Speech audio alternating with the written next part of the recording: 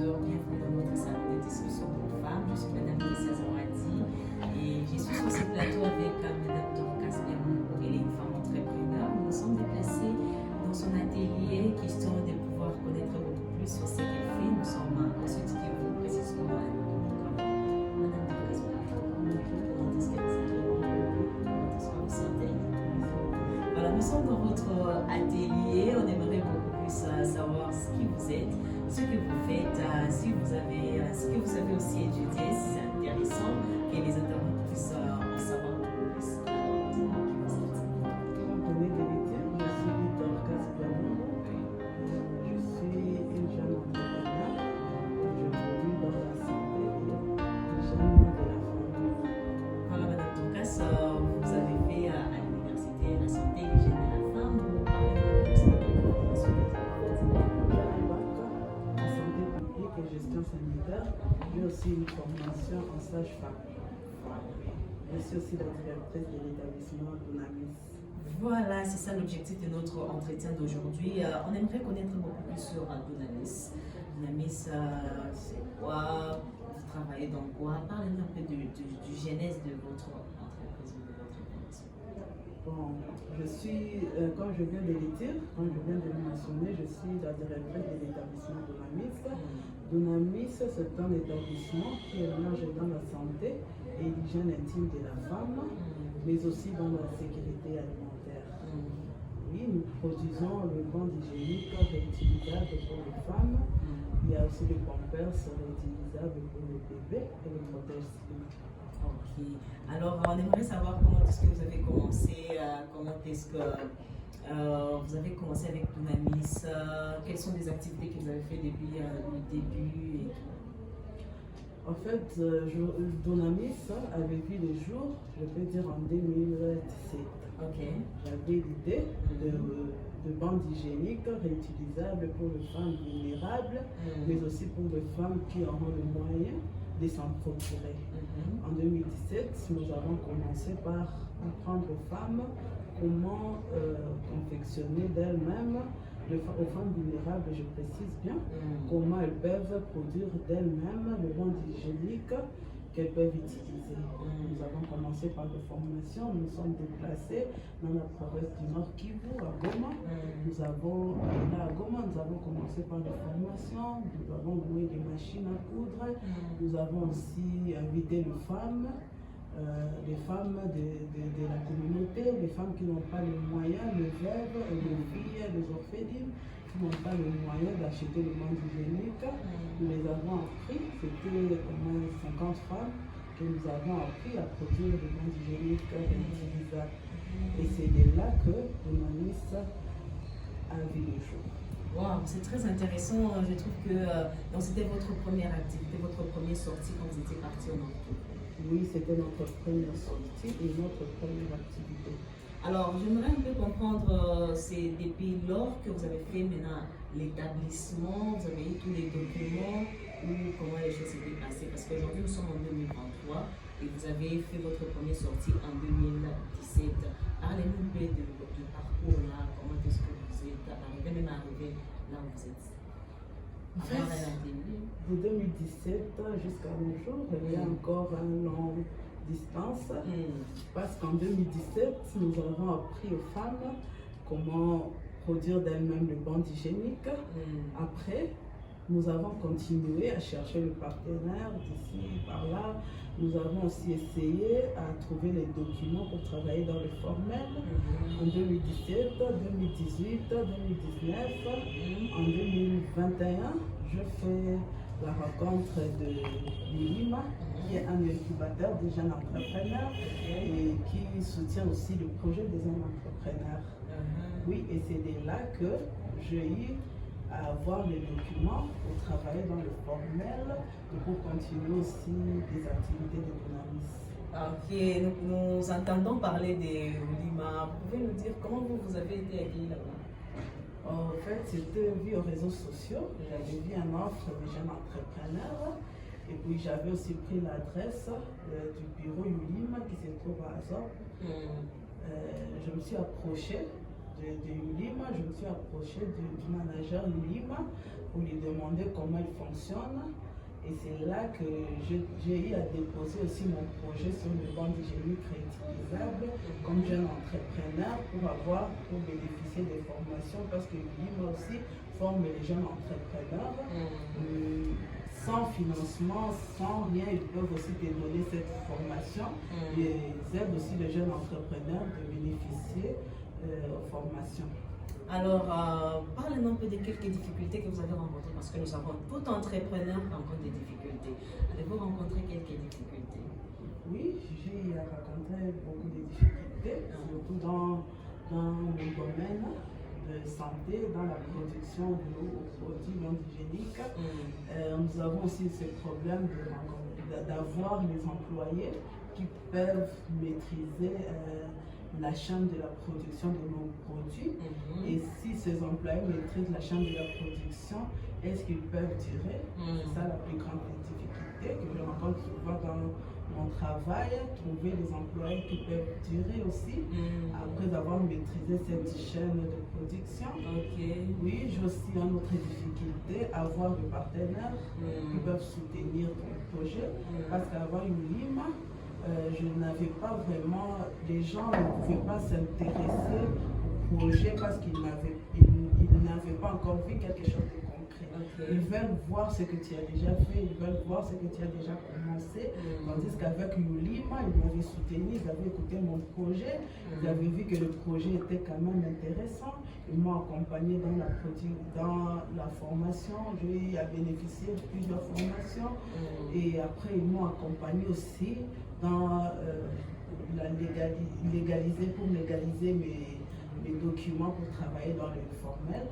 Et c'est la plus grande difficulté que plusieurs jeunes entrepreneurs font face, avoir quelqu'un qui va t'accompagner, avoir un incubateur qui va te soutenir même sans rien voir. À partir juste de ton idée, tu n'as pas encore créé quelque chose, mais tu as quand même des idées. C'est un peu ça. Voilà, on aimerait savoir quels sont les avantages, parce que des fois nous parlons des difficultés sans pour autant savoir qu'il y a aussi des avantages qu'on peut acquérir. Quels sont les avantages pendant votre parcours que vous avez acquis pour un peu citer un autre entrepreneur qui est en train de nous suivre maintenant, dans cette période jusqu'à aujourd'hui? Les avantages, parmi les avantages, je peux dire, il y a aussi le fait d'approcher, de chercher, d'approcher ces incubateurs, de s'approcher des jeunes entrepreneurs, parce qu'il y a des fois aussi on s'approche des entrepreneurs, et ces entrepreneurs aussi nous donnent des informations. Oui, les avantages, c'est que je me suis approchée, comme je viens de le dire, avec l'incubateur Ulima. L'incubateur Ulima m'a formé, je bénéficiais de formation et aussi m'a soutenu jusqu'à avoir le financement. Mais la plus grande avantage, c'est de m'être approché des centres incubateurs, de bénéficier aussi des formations. Ça, c'est très intéressant, chers internautes. Vous qui êtes en train de nous capter, je rappelle que vous êtes dans notre salon des discussions. Et aujourd'hui, nous sommes dans notre entretien avec une femme entrepreneur de la province de Sud-Kivu, Madame Dorcas Biamourou. Elle est experte en santé publique. Elle a déjà fait plusieurs formations dans son secteur. Alors, parlez-nous un tout petit peu de votre concurrence sur le marché de Dunamis, et comment est-ce que d'abord vous avez trouvé les noms de Dunamis? C'était en 2017 ou comment? Bon, c'était en 2017, après cette formation dans la province du Nord Kivu. J'avais cherché le mot Dunamis, comme j'ai l'habitude de lire la Bible, j'avais trouvé ce nom dans la Bible. C'est un mot hébreu qui signifie pouvoir et force. Et c'est là que venu le nom Dunamis. Ok, chers internautes, alors on aimerait comprendre votre concurrence sur le marché. La concurrence sur le marché, c'est par rapport aux emballages des produits d'abord. Souvent, les gens sont habitués à avoir des emballages qui sont protégés. Et nous n'avons pas vraiment.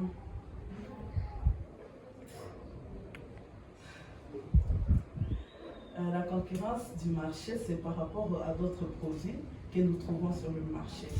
Oui, parce qu'avant nos produits, avant Dunamis, il y a d'autres Oui, il y avait d'autres jeunes qui venaient. Oui, jeunes qui venaient, mais malheureusement, ces produits ne venaient pas d'ici chez nous. Ces produits ne sont pas locaux. Alors, les gens sont habitués dans notre milieu d'utiliser ce qui viennent de l'étranger. D'ailleurs, pardon, je me rappelle qu'il y a aussi des bandes hygiéniques de votre forme qui nous viennent de Kampala, qui nous viennent de la Tanzanie. Et comment est-ce que vous arrivez un peu à vous en sortir, parce que vous êtes encore en train de commencer et il y a d'autres grandes entreprises qui s'imposent déjà dans la province. Alors comment est-ce que vous avez trouvé cela? Nous nous en sortons par le marketing, si je peux dire, adresser aux gens, faire comprendre aux gens qu'il est important d'utiliser ce qui est local et qu'il est important d'utiliser ce qui vient de chez nous. Parce que aussi, si on compare le prix de produits importés et nos produits ici, ils peuvent baisser les prix, mais c'est importé quand même. Il y a le prix au niveau des frontières, il y a le prix au niveau aussi de local quand vous louez la maison. Mais lorsque le produit vient d'ici chez nous, tu achètes ici chez nous, tu ne payes pas la frontière parce que c'est déjà ici, c'est local. Voilà. Oui. Je comprends que c'est aussi parmi les difficultés que les entrepreneurs rencontrent. Bon, c'est pas nouveau, c'est pas seulement chez vous, parce que nous savons que dans la province de Sud-Kivu, les gens ne sont pas habitués à consommer local. Alors, nous trouvons que c'est un bon travail que vous faites et je crois que c'est aussi parmi les difficultés que vous rencontrez dans le sens de pouvoir vendre. Alors, comment est-ce que vous pouvez inciter la population de Bukavu, de la province du Sud-Kivu, à pouvoir acheter vos bandes hygiéniques par rapport à d'autres services qui nous viennent de Kampala, qui nous viennent de la Tanzanie, et même des serviettes hygiéniques, si je peux les dire, comment on les appelle, vous utilisez, vous jetez, comment est-ce que vous pouvez amener la communauté à pouvoir utiliser les j'appelle la communauté à utiliser nos produits parce que d'abord nos produits sont locaux, nos produits sont réutilisables et nous avons vraiment nous utilisons de matériels qui sont confortables par rapport à la peau de la femme, oui, et qui protègent aussi la santé intime de la femme, et parce que aussi ça protège aussi l'économie dans notre de la province, de la famille, tout. Parce que lorsque vous utilisez nos produits, lorsque vous venez chez nous, nous n'allons pas vous faire payer le prix de douanement, par exemple. Nous n'allons pas vous faire payer le prix du produit parce que c'est déjà local. Vous allez juste acheter le produit comme nous les avons produits. Donc j'appelle notre population à avoir cette habitude, à avoir ce courage de savoir utiliser ce qui est local. Il y a des difficultés que les femmes rencontrent. Je suis sûre et certaine que vous êtes expert en santé publique, mais aussi en hygiène de la femme, surtout sur les parties intimes de la femme. J'aimerais un peu comprendre aussi les bandes hygiéniques, comme je l'ai dit déjà, ces hygiéniques ont des difficultés, ont des différences par rapport au vôtre. Parce que nous avons quelques inconvénients ou conséquences que les femmes rencontrent en utilisant des serviettes, pour ne pas dire, on les appelle souvent des cotex et tout, parce que la communauté utilise trop cela et nous sommes en train de nous apprêter le 28 mai à la journée mensuelle, internationale de menstruation de la femme. Alors j'aimerais un peu savoir, quand les femmes qui sont déjà habituées à utiliser ce qui est jetable, comment est-ce que vous pouvez les amener à utiliser ce qui est réutilisable, parce qu'elles vont lessiver. Plusieurs femmes ne sont pas habituées à cela. Alors, est-ce qu'il y a d'abord des conséquences en utilisant ces produits? D'abord, je vais dire qu'il n'y a pas de problème à lessiver. Moi, je pense en tout cas qu'il n'y a pas de problème à lessiver, surtout que nos produits sont 100% coton.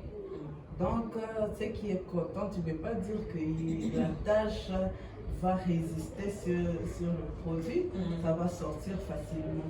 Et puis il y a aussi des problèmes que les gens ne savent pas, ou je peux dire les gens ne sont pas conscientes, surtout nous les femmes, nous ne sommes pas conscientes de ces problèmes par rapport aux bandes hygiéniques, à usage unique. Il y a des femmes qui ont le problème des utérus, par exemple. Souvent, aujourd'hui, nous attendons les femmes qui ont le problème d'infection. Plusieurs femmes, dans plusieurs familles, en tout cas, je fréquente souvent les femmes. Tu vas écouter celle-ci, te dit j'ai un problème d'infection, ceci, elle pense que c'est par rapport